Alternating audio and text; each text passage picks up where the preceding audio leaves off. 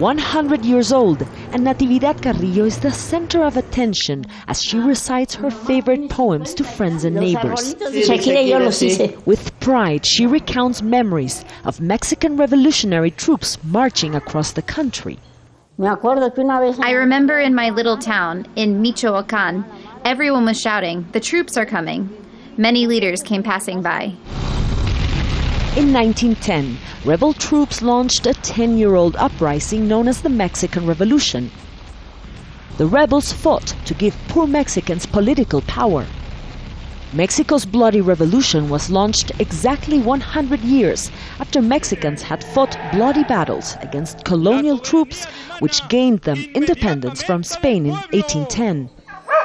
Critics say indigenous Mexicans who bore the soul of the fight for independence and 100 years later for the revolution would not have been happy with the Mexico of today. In building this nation in the past 200 years, the emphasis was on the political independence and not the transformation of the social structure inherited from the colony, the exploitation of the indigenous people. And the worst case of exploitation in all of Latin America happened here in Mexico. Natividad Carrillo says her country is very different now.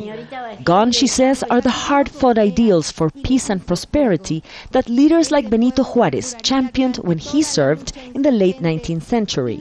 Mexico has been changing little by little, but for the worst. One of our leaders, Benito Juárez, was larger than life. He wanted to improve Mexico, but once he died, every leader that followed has been ruining the country, and that's why we are where we are. Mexico is now celebrating its 200th anniversary, but not without criticism. The festivities are estimated to cost at least $200 million during bad economic times. And violence along the border caused dozens of towns to either cancel or reschedule their celebrations. Many, like Natividad, lament the ongoing drug war that has killed thousands. Our leaders from the past would feel sad, defeated. They wouldn't like to see what Mexico looks like today.